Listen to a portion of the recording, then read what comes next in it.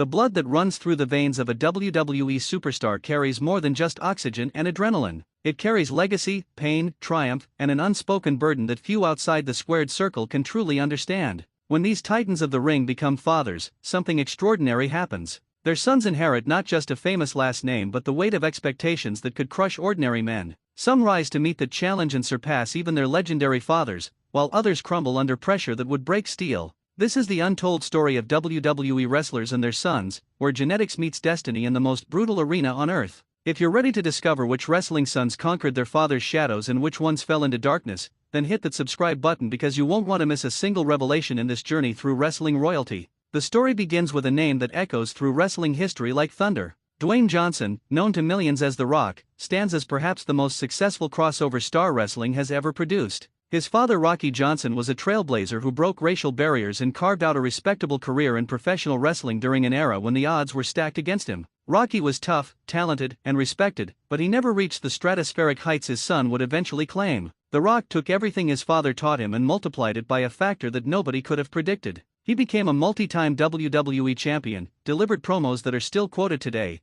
and then did something his father never could have imagined. He conquered Hollywood completely, becoming one of the highest-paid actors on the planet and building a business empire that extends far beyond the wrestling ring. The student didn't just surpass the teacher, he redefined what was possible for someone with wrestling in their blood. Randy Orton's story reads like a wrestling fairy tale written in blood and sweat. His father Bob Orton Jr. was a solid performer who had memorable runs and was respected throughout the industry. Bob was known as Cowboy Bob Orton and had enough talent to work with the biggest names of his era. But when Randy stepped into the ring, something different emerged. Randy possessed an instinct for storytelling that seemed almost supernatural. He could make a simple headlock feel important and turn a basic match into an emotional journey. The third-generation superstar became the youngest world heavyweight champion in WWE history at just 24 years old. His RKO finisher became one of the most popular moves in wrestling, spawning countless viral videos and cementing his place in pop culture. While Bob Orton had a good career, Randy Orton built a legacy that will be remembered for generations.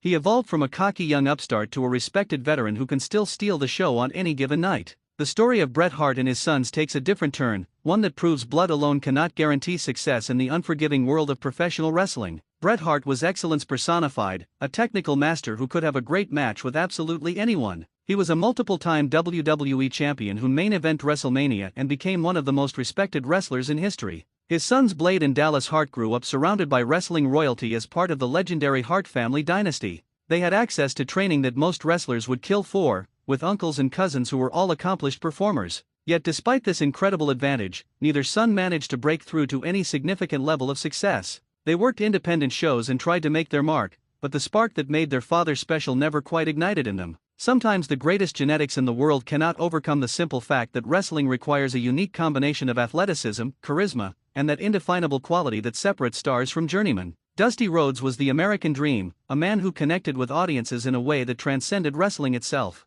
He was rough around the edges, not the most polished performer technically, but he had charisma that could light up an arena. His promos are still studied by wrestlers today as masterclasses in connecting with an audience. His sons Dustin and Cody Rhodes took vastly different paths to wrestling glory, but both ultimately honored their father's legacy in profound ways. Dustin became Goldust, one of the most bizarre and compelling characters in WWE history. He pushed boundaries and made people uncomfortable in ways that somehow worked perfectly. Later in his career, he reinvented himself and proved he could still go at the highest level, earning respect that went beyond his famous last name. Cody Rhodes went on an even more remarkable journey. He left WWE when he was underutilized and became a driving force behind All Elite Wrestling, helping to create real competition in the wrestling industry for the first time in decades. Then he returned to WWE and completed his story by winning the WWE Championship at WrestleMania in a moment that had fans in tears. Both brothers surpassed their father's accomplishments while honoring everything he stood for. The Von Erich family story is soaked in tragedy and triumph in equal measure.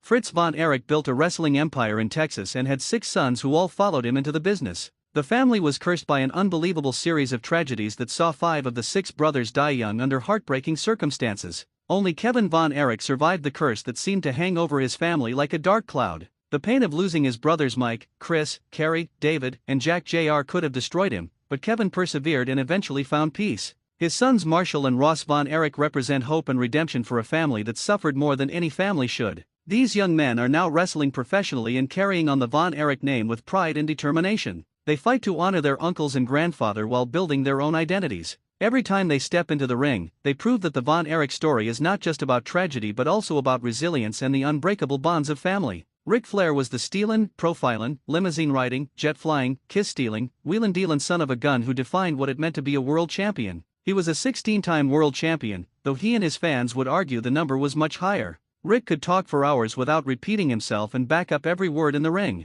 His son David Flair had every opportunity handed to him when he entered wrestling during the late stages of WCW. He appeared on television regularly and was given storylines with major stars, but something crucial was missing. David lacked the natural charisma and in-ring ability that made his father legendary. He worked hard and tried his best, but wrestling is not a business where effort alone guarantees success. He eventually left wrestling and found success in other endeavors, proving that sometimes the best decision is recognizing when something is not your calling. His sister Charlotte Flair took a completely different path and became one of the greatest women's wrestlers of all time, suggesting that sometimes the wrestling gene skips around in unpredictable ways. Tully Blanchard was a member of the legendary Four Horsemen and one of the best heels of his generation. He could work a crowd into a frenzy and deliver in the ring every single time. His daughter Tessa Blanchard initially seemed destined to carry on his legacy in spectacular fashion. She possessed incredible athleticism and showed a mean streak that made her believable as a tough competitor. Tessa made history by becoming the first woman to win the Impact World Championship, breaking barriers and seemingly on the verge of superstardom. But controversy followed her throughout her career, with accusations of backstage issues and problematic behavior that derailed what should have been a legendary career. She had the talent to surpass her father, but the personal issues prevented her from reaching those heights. Her story serves as a reminder that talent alone is never enough in wrestling or in life. Mr. Perfect Kurt Hennig was exactly what his name suggested. He made everything look easy and effortless, executing holds and moves with a precision that few have ever matched. He could have a great match with a broomstick and made everyone he wrestled look better. His son Joe Hennig wrestled as Curtis Axel and later as just Axel in WWE. He had solid technical skills and worked hard to make a name for himself, but he never escaped his father's enormous shadow. Curtis had some success and held mid-card championships, but he never reached the main event level that his father had achieved. He was a good wrestler but not a great one, and in a business where only greatness is truly remembered, that distinction matters enormously. Still, he carved out a respectable career and showed dedication to the business his father loved, which counts for something even if the championships and main event spots eluded him. Eddie Guerrero was Latino Heat, a performer who could make you laugh, make you cheer, and make you believe in him completely. He overcame personal demons and substance abuse issues to become WWE champion and one of the most beloved wrestlers of his generation. His daughter Shaul Guerrero trained to become a wrestler and seemed poised to continue the family tradition. She had the pedigree and the training, but the wrestling business can be cruel and unpredictable. She never quite broke through to any significant level of success in wrestling. However, she found success in other areas including music and ring announcing, proving that the entertainment gene ran strong even if the wrestling career did not pan out as hoped. Sometimes the children of legends find their own path that honors the family name without directly following in the same footsteps. The British Bulldog David Boy Smith was a powerhouse who combined strength with surprising agility and technical skill. He won the Intercontinental Championship at SummerSlam in front of his home country crowd in one of the most emotional moments in WWE history. His son David Hart Smith, named to honor both sides of his incredible wrestling lineage, entered WWE with enormous expectations. He formed the Hart dynasty with Tyson Kidd and Natalya, and the trio showed promise and won the tag team championships. David had the look and the skills, but he never quite developed the charisma needed to become a major star. He worked hard and showed respect for the business, but WWE eventually released him and he worked on the independent scene. He had a decent career but never reached the heights his father achieved, though he always represented the family name with honor and dedication. Scott Hall was Razor Ramon, the bad guy with machismo and swagger who oozed cool from every pore. He was a key figure in the Monday Night Wars and helped change the wrestling industry forever as part of the New World Order. His son Cody Hall had the look of a star, standing tall with the genetics that should have made him a natural. He wrestled in Japan and on the independent scene, showing flashes of potential. But he struggled with many of the same demons that plagued his father, and his career never took off the way many predicted. The burden of being Scott Hall's son while watching his father battle addiction and health issues created a complexity that went far beyond wrestling. Cody's story reminds us that the children of wrestling legends inherit more than just opportunity, they also inherit pain and struggle that the cameras never capture. Jake the Snake Roberts was a psychological mastermind in the ring, a man who could terrify audiences without throwing a single punch. His promos were legendary and his DDT finisher became one of the most imitated moves in wrestling history. He battled personal demons throughout his career that were well documented and nearly destroyed him. His daughter Brandy Rhodes, who married Cody Rhodes, chose a different path.